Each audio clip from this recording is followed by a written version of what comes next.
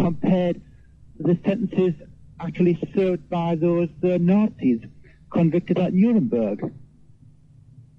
Well, no, I haven't. Well, I think that's the question. Also we're not comparing the actual crimes, but I do have the actual figures here. If we to omit the 41 years served by Hess, who of course died in prison, the other 6 who weren't hanged, but who did serve jail sentences, actually spent a total of 76 years in jail. And of course, Hindley and Brady have spent 68 years at the moment. So, that's just a stark comparison, really. But I've never seen any comments by the Jewish community as to this particular aspect. No, you haven't. No. So I just wondered if they have any thoughts about the matter. Right, you do. Do you really? Well, they have thoughts about most things, as most communities have, don't they? Sadly, yes. Sadly, yes. Almost all communities do seem to have thoughts about almost everything. Yep. And you have given us thoughts of a mass murderer and a bunch of exterminators. Well, I mean, we can't really call the 5 victims, we can't classify that as mass murder as compared to Lockerbie or the Oklahoma bombing. Oh, you've given us a couple more. Yeah. Crowded our mind now with the most appalling of human tragedies. Thank you. Is there any kind of value that's to be had from the images that you are feeding us? What's the point? Well, the point is to look at the actual... Why? The actual sentences. For instance... why, though? Why is this on your mind at 10 to 6 on this otherwise impeccable Saturday morning? As the birds begin their routine and glorious ritual of sound and sight, as the sky begins to lighten with the sun of a one and only day that is this one. With all that there is, why do you have to bring us the Moors murders in coupling with the Nazis, in coupling with Lockerbie, and, sorry, what was the other one? The Oklahoma bomb. Oh, the Oklahoma bomb, yeah. Well, welcome to your world, but why? Well, because if we're to compare and contrast the various... No, but why is this I'm really interested to know, why is this your thought for the day? Why is this your agenda? No, I could have brought you another thought for the day. The Observer's John Sweeney's documentary last Thursday on Chechnya, and his rather startling voiceover, which definitely indicated that the Russians had planted the bombs themselves in Moscow. Yes, but why? Why is this on your mind?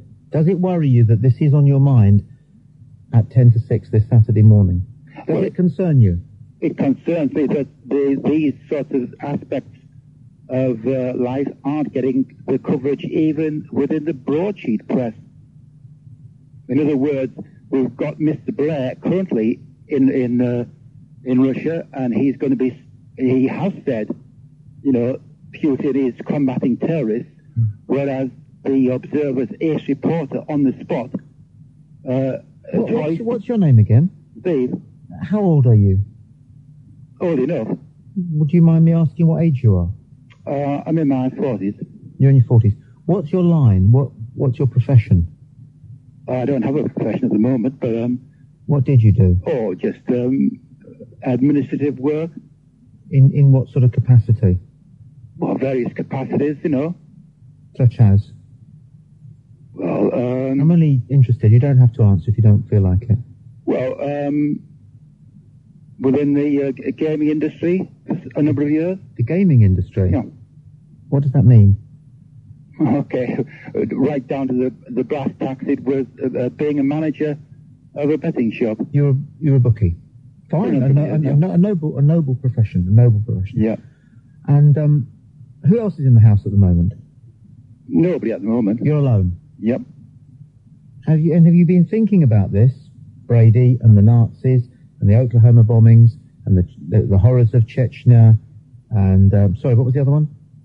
I've missed one again. Lockerbie. Lockerbie, yeah. Well, Can I ask, do you think about it a lot? No, but they're all in the news to a certain extent. In fact, So you think about these things because they're led by the news? No. Although your point is that they're not in the news enough. Well, the reality of the crimes, in other words, we get the spin. Okay, we can take another atrocity which involved 20 black Britons. There was another one coming? Yeah, Waco. Oh, Waco, yeah, right. 20 black Britons were killed. Burned alive, if I remember rightly. Pardon? Burned alive. Burned alive. Oh, some of them were shot, yeah. Those that weren't shot? Yeah. All right. Well, you think this is something of a morbid... I just have this for you. Honestly, just be as kind to yourself as you can. Yeah. Because your concern is genuine and it's well heard, but you don't deserve... You're a good guy. You don't deserve to have to fill your head with these things too much, because thinking about them too much it probably isn't a good thing. And I'm serious when I say that the next time that you call a phone-in program, I'd really like you just to balance this call by wanting to celebrate something. Are you with me? Yeah. Do you see my point? And I'll look forward to it and hope very much that it's on this show. Okay. Okay. Good man. Bye for now. Yes. Bye. 08700 40 50 60. Well, I always remember that line in Star Trek where some people get beamed aboard. This in the Next Generation. Some people get beamed aboard and they're from the 20th century, right? And they come aboard the Starship Enterprise and they go, oh, amazing. And then somebody says, where's the television? You see? And Captain Picard says, oh, yes, the television. I can't get down that low. Ah, yes, the television. It was very popular in the 20th century, but it died out around about the year 2010. I thought, yeah, maybe it will. Maybe the internet will kill it off. Maybe an English person would have been beamed around and go, oh, yes, where's your teas made? Yes. It's a possibility. Do you know the thing about the teas made is in the summer, if you put your milk in your cup for the cup of tea the following morning and leave it there overnight, it's gone off by the morning. Line 6, you're next. Good morning, you're on TalkSPORT. Hello, Hi. yes, I would just like to talk, yes, I would just like to discuss the issues of teenage violence and how they're getting more aggressive each day. My friend was on earlier talking to you about censorship, but I'd like to change my topic completely. My friend goes up to a place to skateboard, and recently some of his friends have had their nose broken and have been recently beat up. And things are getting worse these days. I'd just like to know your views on the situation. Well, I don't agree that things are getting worse, and I'm never comfortable with conversations which contain the phrases these days. My number one hate is nowadays. Especially being quite young, if I may, which you are. Yeah. You don't really have any authority to compare present-day treatment and activities with anything else. So you can't really say it's getting worse. Yeah, well, I know. It's just I've been experiencing it more lately. I myself. Right. Well, now you've got a fact that I can't penetrate. I can't deny that you have been experiencing it more often than previously. Yeah. That's fine. But one of the things I'm dead against is alarmism, unless of course I'm doing it deliberately. Right. In which case it's great fun. And the more often we say that the world is going down the plug hole, the more we're frightening our children. Not that there are any children listening at the moment, but there are vulnerable people listening. Yes, I know. Yeah. I always try to guard against that. Because I don't think it's true. I mean, you weren't around in the 60s and the 50s. Daylight out of each other on Southend seafront every bank holiday. You had running battles involving hundreds, maybe thousands of mods and rockers, which were every bit as violent, much more violent. It still happens on the news, though. You still see riots going on in the world. It's not teenage riots. Well, not teenage riots, but riots still do continue. It's not as if they've totally ceased. Who said they did? Well, I suppose. I don't agree with you that it's happening more. I think it's happening less. I really do. I suppose. Slowly. Yeah. It's marginal, but things don't happen overnight. Okay, the Berlin Wall came down. That was kind of overnight, but if we're talking about humanity making valuable changes, it's bound to happen over generations. It's just that I noticed that people are picked on more easily nowadays for no reason. You're doing it again now. You've used the magic word nowadays. Compared to when? Well, I just don't think that people back, whenever you're talking about, would get picked on for no reason like they do nowadays. They don't even get picked on if they're different. They just get picked on for no reason. People do it. Right, and this is something that's just happening to you, and nobody else knows what it's like. No, people. Next, you're going to tell us that your generation invented sex. No, but people at my school know what I'm talking about when I say that. Yes, and people who've ever been to school at any time in the history of humanity know what you're talking about, because it's always happened. It's happening less now than it used to, because we're aware of it. There wasn't a radio program where people could go and talk about bullying 50 years ago. Yes. I suppose. For sure. And the more we talk about things, the more things get better. So you think they're getting better? I'm certain of it. I don't think so. I'm absolutely certain of it. Humanity is on an upward curve and has been from day one. All right. No question about that. The world is going to be a better place when your generation are running it than now when my generation are running it. And your children will make a better job of it than you do. Yeah. Generally. Only marginally, though. But in 10,000 years' time, God, I wish I was alive then. Yeah. That'll be a place to be. Thanks for your call. Okay, thanks very much. Cheers. Bye. Are you there? Oop-de-doo. On to line 4. Hello, line 4. Tommy. Who's this? Roger from London here. Hi, Roger. I spoke to you the other week. You were on another forum then. Don't know if you remember speaking to me, but it's great to hear you back on anyway. Now, Tommy, I've listened for 2 weekends now. Yeah. And where is he? Where's Simon from Hampshire? Yeah. Ho, hey, ha, woo. Who knows? Who knows? I really thought he would have phoned in by now. Who knows? Now, you're harking back here, just to fill listeners in, you're harking back here to one of the, possibly for me, the greatest phone-in caller in British radio. He was great. He was great. He was extraordinary. And I never, ever found out if he was genuine. I have to say that, because you always have that suspicion. Yeah. He was so good, in a sort of a weird way, that I began to suspect that perhaps he was a piece of theatre. But I have no way of knowing, because I don't know who he is. I don't think Simon's his real name. No, there was some great chats between you two. They were great.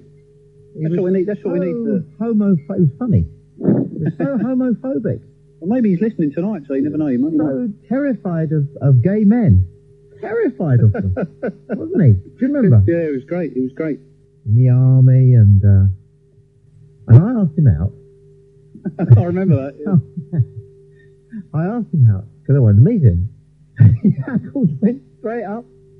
You could tell that he just assumed that if I was in the media, I was necessarily one stop down from Liberace, you know. Yeah. So, of course, he's not gay. Oh, no, he's dead, so you can say so. So, nice to speak to you, Tommy. Good fella. Speak to you later. Bye-bye. Bye. The sticky line. Good morning, you are on TalkSPORT. If you turn your radio off, we'll have a chat. Who's this? Hello, Tommy. Hiya, who are you? My name's Alan. Hi, Alan. I just phoned up for an argument, Tommy.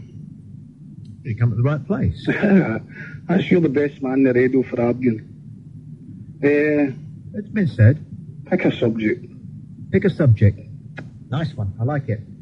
The life's work of surrealist painter René Magritte. Aha. Don't pick a specialised subject. Go on, you pick a subject. Evolution. Okay. It's a load of rubbish. Yeah. That's why it's called the theory of evolution. Yeah. Because it doesn't make sense. Yeah, well, it does. It doesn't. Well, you better explain why it doesn't make sense. First of all, you better explain what you understand by evolution, because you might have got that wrong. Well, evolution, according to Darwin's theory, Well, I think it's basically the fastest and the strongest survive in every generation. And animals evolve to fit the habitat where they live, which I don't think makes sense. Well, you haven't really got it quite right, have you? I don't know. Well, how much of Darwin's work have you read?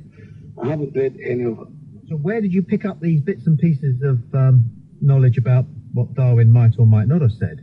Yeah, well, just basically off television and radio, listen to other people talking about it. Is that really good enough? You couldn't convict a man on that, could you? Well, I've heard various so-called experts on television saying according to theory... But it's still hearsay. Well, exactly, that's what I'm arguing. No, your evidence is hearsay. But if it's an expert that's saying it, it's not hearsay, a so-called expert. It is hearsay because you are hearing what somebody else says about it. If you want to know what Darwin had to say, you get down and do the work and read Darwin. Well, I could read the expert's book. I don't know. I don't see a difference between reading the book and hearing the expert's You're not entitled to an opinion about evolution. Of course I'm entitled to an opinion. Everybody's entitled to an opinion. That's absolute rubbish. No, it's That's not. appalling rubbish, and that is why we have world wars. Well, you're entitled to your opinion, Tommy. I am entitled to my opinion because I have worked out what entitles me to my opinion. Now, what do you think entitles you to your opinion? Yeah, just being a member of the human race entitles me to my opinion. Not good enough, is it? Of course it's good enough. It's not good enough. If you've got an average intelligence, you're entitled to an opinion. You are not. Of course you are. You are. You simply aren't. Why not? Before you are entitled to an opinion, You must know the subject thoroughly. there's more to it than that. What more is there to it? Before you are entitled to an opinion on a subject, you must research the subject fully. I don't think so. I haven't finished yet. And then, when you form your opinion, you must be sure that in holding it and in voicing it, you do both yourself and the person who has to endure listening to your opinion more good than harm. And that's the crucial element. The crucial element. Tommy, you're paid for people to endure listening to your opinion. Paid quite handsomely, I would imagine. How much do you think I get per show? I'll take a guess and I'll say £1,000. Or maybe more. Far more than that. More? Well, obviously. It's a What's national more? radio station. £1,000 petrol money. Well, maybe petrol money to you, Tommy, to somebody that isn't working. I don't imagine it'd be petrol money. Anyway, you're getting off the subject there. No, I'm not. You You're know, going off the subject I'm because not. you're the person who introduced my salary to the conversation. How No. am I going off the subject? Because the subject was Can I just interrupt you for a second? Darwin's theory of evolution. Can I just interrupt you for a second? Are you enjoying this? Yes. Good. That's all right. Not a good argument for ages, Tommy. Fantastic, isn't it? Great. I love it. I love it. You're the best guy in the radio for By a arguments. street. I wouldn't phone anybody else up. I give my lawyer advice, you know. I bet you do. I bloody do. I bet you give everybody advice. No, I don't. I've got a T-shirt. I'm a great believer in not giving advice unless it is specifically sought. And when I do give it, I try to anticipate what it is that the person has already decided to do, and I tend to fall in line with that. This is what makes human beings so brilliant, so special. Yes. They can communicate like this. No other animals, as far as we know, can do this. That is perfectly true. That's another argument. There's no such thing as an intelligent animal. How do you know that? Because I know this is a fallacy. Oh, because you do. That's Yes. not much of an argument, is it? It's just a fact. It is not a fact. Animals aren't intelligent. They react. They don't think. It is not. How do you know that? Because I know that. How? Because if animals thought, What? it would be What two have you- dogs in the what- phone and they were look, having a look, look. conversation. Look, I am a professional animal trainer. Yes, so I've heard. We mean so you've heard. There's an Yeah, implication. I've heard you before. Simply true. You work with dolphins and whales. I work with dolphins and whales. Yeah, a Dolphins lot of people think they're intelligent. a lot of people do. Yeah. Well, why aren't you asking me then? Well, when dolphins have got human beings swimming about in How the pool, I many? believe you. How many dolphin trainers have you spoken to about this prior to me? None. Well, I was going to tell a lie there, but you're right, none. Yeah. So if you had anything of a scientist about you, at the very first opportunity to test your own theory, surely you How would would see, you define intelligence, Tom? you would see that, and you would say, what I do, if I meet somebody who knows something that I don't, right, and I know something No, you don't, intelligence, right? the definition of intelligence is the capability of original thought, which animals can't do. No, that is not the definition of intelligence. And please don't get the damn dictionary out. No, that's my definition. Okay, well, It's not about we're addiction. playing definition of our own words. Fantastic. Make up Yeah. our own definitions of words. Yeah, of course. That is super. In that case, Yeah, for all you I can know, when make you're up your talking own about language. evolution, you might be talking about creationism. It's just that Creation, you there's pronounce another argument. creationism evolution. Evolution, creation, I'm getting a bit bored with this one now. Shall we change it? fed up. Yeah, a bit fed up, really. What do you like to argue about now? Smoke. Smoking. Smoking gets a bad Fantastic, taste. isn't it? Oh, right, we agree on that one. Oh, okay. Clear off, go on. I think he understood it too well. Sport, good morning. Who's this? Good morning, that you, Tom? Speaking. Right. I've changed your name now to Oliver Cromwell. When me and you decide to get rid of the ruling classes, what are we going to put in its place?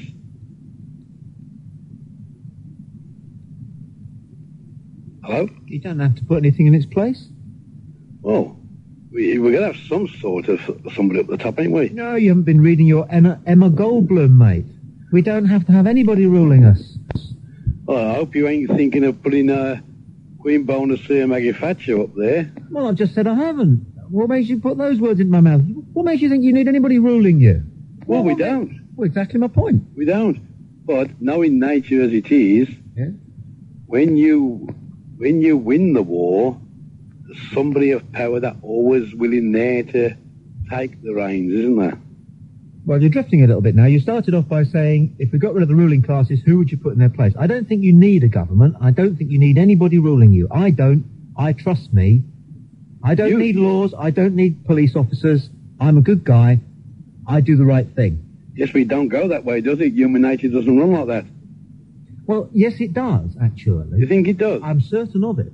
I'm certain that we are all a good bunch.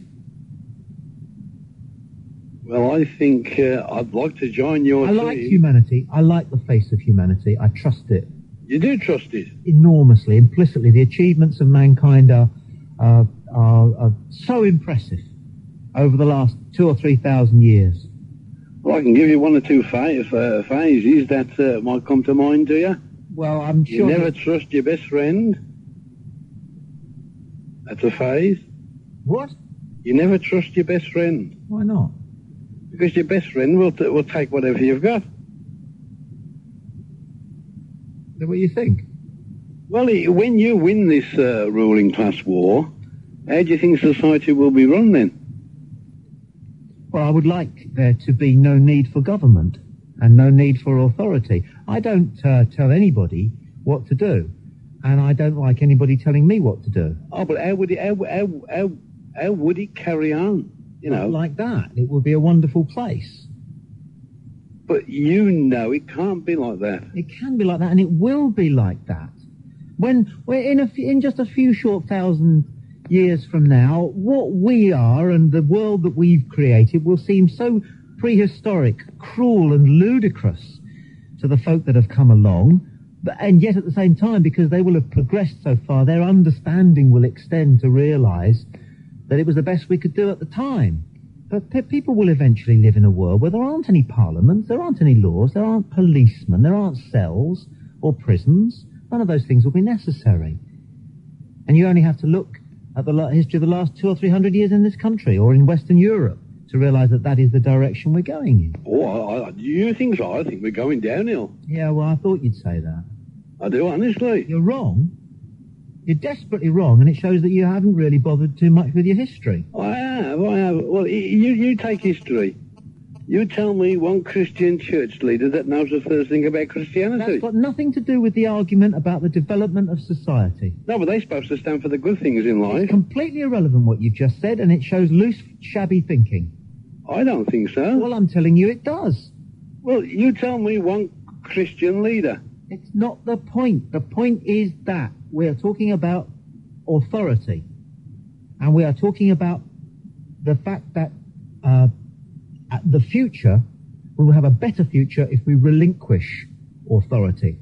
And if you look at the way that authority stamped itself just a couple of 100 years ago in this country, you will easily see that there is less crude authority in government now than there was a couple of 100 years ago. Yes, I can see where you're coming from. And so what you have then is a pattern of development which will continue, because it has continued for hundreds and thousands of years. There is such a thing as giving you a bit of rope and then pulling it back, though, isn't it? I have no idea what that means.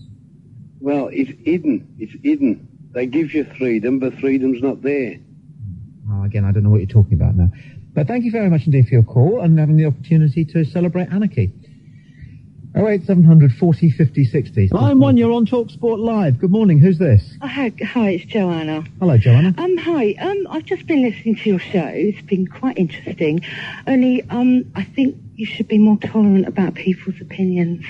I really do. You just tend to shout them down. Well, if you don't mind me saying so, that's not very tolerant of you. Why? I'm listening to your show. I think it's a very interesting show, and I think you're a very educated man. But I think you should be tolerant more of people's attitudes. And because I don't think it's nice to shout somebody down. I'm not shouting people down. I'm testing people's attitudes. Yes, but you said earlier that that man wasn't entitled to his opinion. Everybody's entitled to their opinion. Look, I've just explained why that is not true. That is simply not true. Let me tell you. You wouldn't have a radio show if people didn't have their opinion, don't you think? That isn't true. Again, that's not true. Yes, again, yes. Go on. You are overstating your case there. Why? Because I would have a radio show if people didn't express their opinions. It would be different. Well, you wouldn't have this type of radio show. What I'm doing here is I'm hedging you towards precision. Precision. A bit of precision in what you're saying. Right. So but earlier you said we did. Somebody was talking about. What was it? And you said, we haven't. Oh, that's right. Being ruled by the ruling classes, and you said we haven't had a chance to. Now, precision would then have told you, yes, we have. We had a civil war in this country, and we did behead a king. That is precision. Well, I'm sorry, but that is rather sorry attempt at a revolution didn't work. Yes, I know, because it all sort of like got swept under the carpet. You said it didn't happen. You said we haven't had a chance to have a revolution. It didn't happen in full. The French did it a lot better than we did. Absolutely. Didn't they? But then the Americans got to throw us out. Oh, yeah, absolutely. This is the only country that's never, ever risen up against a tyrant. Well, yes, the Civil War did. We had the British Civil War. But we let them back in again. We let his son in. Of course we did, yes, but that was as soon as Oliver... That's a hell of a revolution, that, isn't it? Well, we'll cut his head off, and then I don't know what we should do. We'll let his son... Straight away. I think we had 11 years. Then we'll let his son be the king again. Feeble. Feeble. Yeah, that was because the only person who had the guts to do it had died. Yeah. If I was to be precise, since I have studied history, then we'd be here all day. I've got to. Well, exactly. You're probably more educated than I am. I've got to sum up. But my point about opinions is very important. I find too many people rush to an opinion. Oh, they rush to it. Your average taxi driver. But you're entitled to it. Your average taxi driver has got more simple, swift opinions about things than information. Yeah. Well, I agree with you, but I didn't agree with you saying you don't have the right to an opinion. You do. Everybody has a right to an opinion. Again, explain. What do you mean explain? Explain what exactly. You haven't thought about this. No, I have. Explain then. Explain if you've thought about it. Explain your thinking. Explain my thinking about people having opinions. I think everybody is entitled to opinion. If they're not right, then obviously you've got to convince them that they're not right in a way that's not going to make them feel stupid. This is what I'm saying. I enjoy your show. You have a diversity of subjects and people on there. Look, but there are... All right. It's very kind of you to sort of say, actually, you're ever so good and you're ever so nice. But on the business of not having an opinion, what I said before stands. Mm-hmm. I've given a lot of thought to what opinions I have and what opinions I'm not prepared to have. Mm-hmm. I want to satisfy myself that I have looked into the subject on which I pretend to have an opinion. But most crucially, as I said to the last gentleman, most crucially, the essential litmus, the essential test of whether I am prepared to maintain an opinion about something is this. And this is an entirely original concept of my own. So you can kick it around as much as you like. This is not Socrates speaking. This is humble me. Before I'm prepared to pay host to an opinion, I've got to satisfy myself that in harbouring it and expressing it, I will generally do more good than bad. Mm-hmm. Now, how can you have a problem with that? I don't have a problem with that. I just don't think that you should belittle people's opinions, probably because you're more intelligent than them, by shouting them down and telling them they're talking rubbish. You should say something like, well, I don't agree with you. If people are talking rubbish, I've got to tell them they're talking rubbish. No, don't do that. Yeah, no, I will. Don't do that. No, I will, because sometimes people are exasperating. But you don't have to tell them that. You should be more tolerant. You should be. It would make for a better show, I think. No, that's absolutely not true. Let me tell you something. Go on, you're going to tell me it's rubbish. What you just said was simply wrong. In your opinion? No, I can prove that. How? Well, I can prove that by the popularity of programmes which cut the you-know-what. You're probably right. I'm certainly right. You're probably right. I'm on home ground. What do you do for a living? Me, I'm a telephonist. And I ring you up and tell you about telephony? Probably, yes. You probably phone me up from a payphone, tell me you've lost money and swear at me, yes. Well, of course, you see, I don't do that. Oh, of course you don't. And I'm not stupid enough to tell you about your job.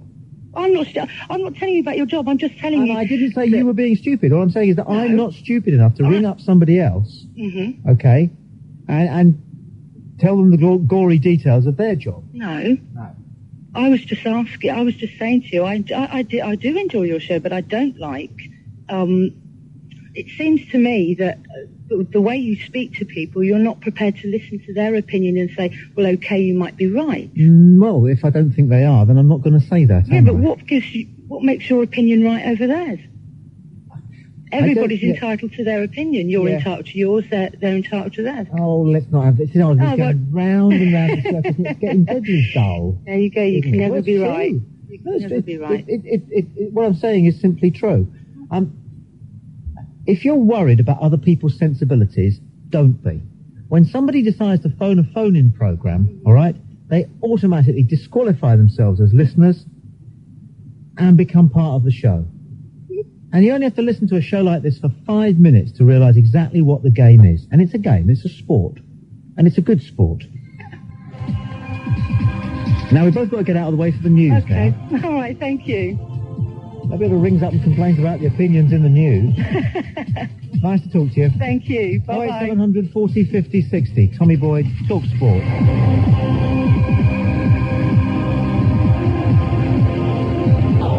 Let's go straight to line 5, shall we? You're on TalkSPORT. Good morning. Who's this?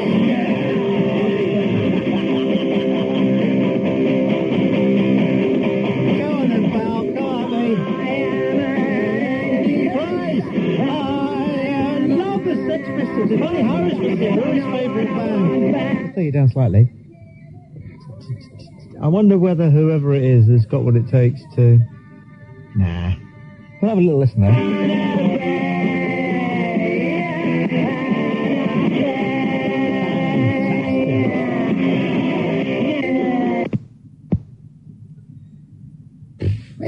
Look, it was a piece of communication.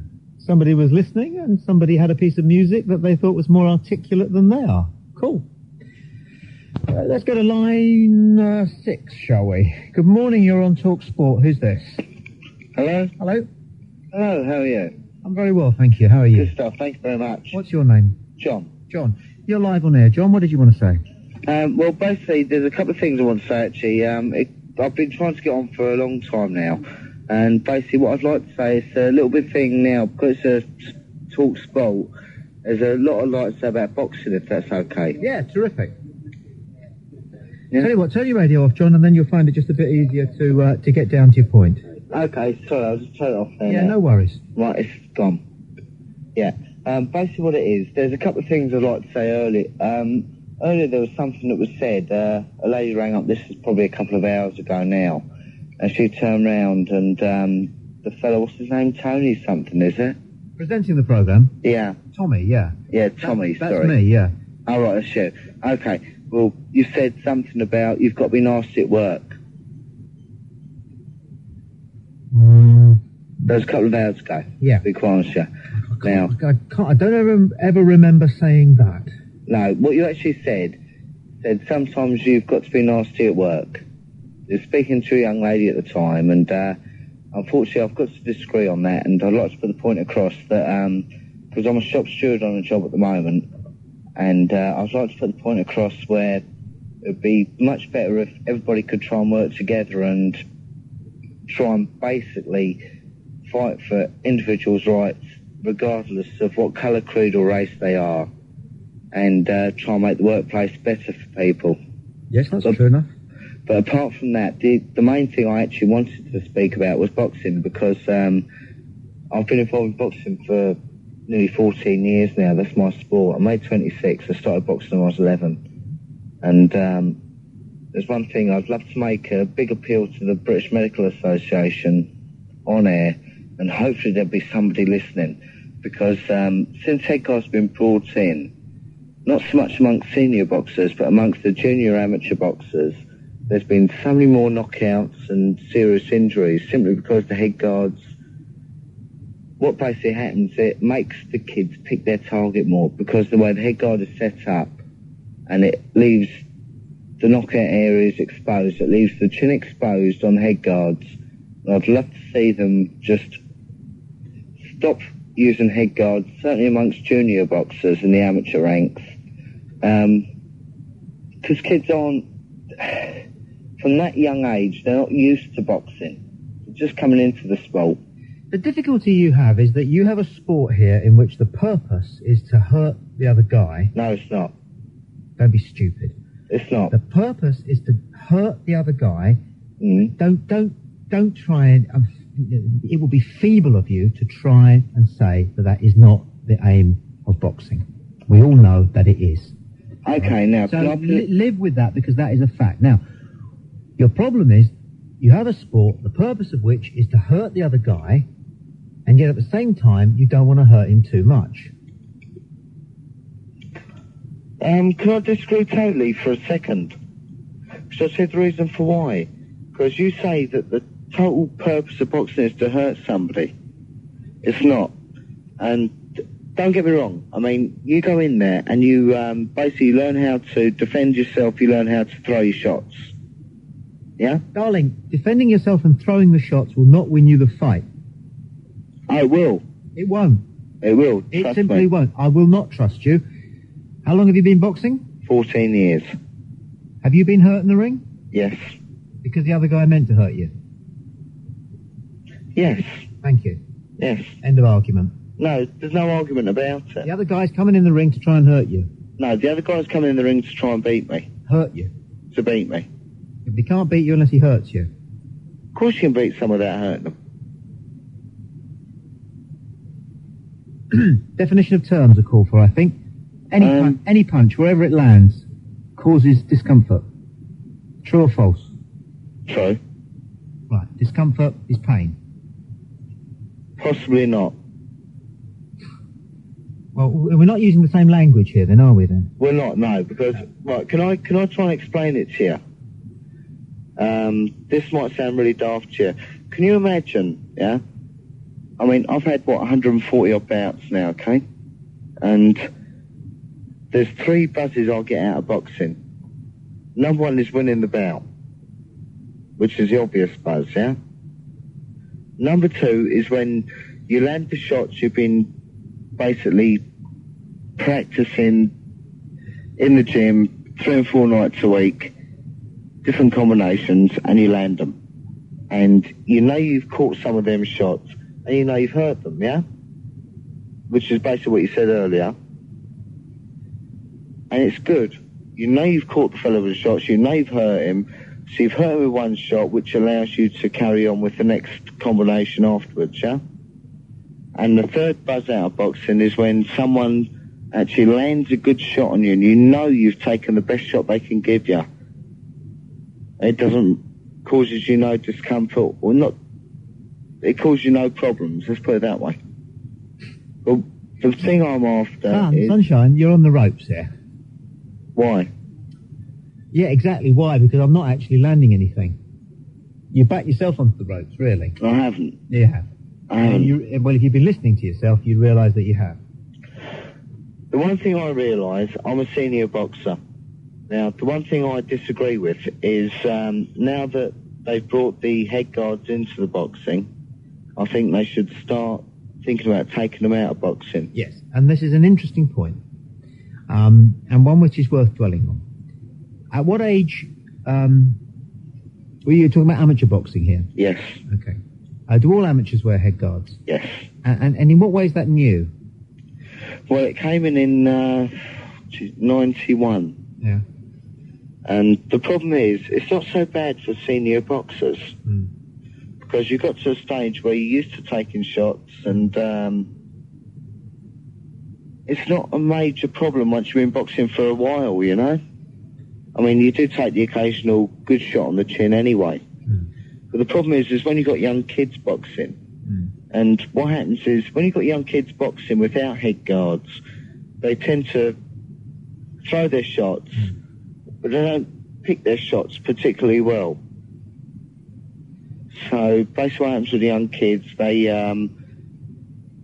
tend to throw the shots, they take the shots, it's not a major problem. But once the head guards are brought in, because purely the way the head guards are designed, it leaves the areas that are open to really incapacitate people. It leaves those areas open, like the donkey knuckle on the jaw. It basically makes the young kids pinpoint their shots much more, which I think is very, very bad. So it's an attempt to reduce the dangers of the sport, which isn't working. Well, Yes. listen, thanks for your call. Okay. Appreciate that.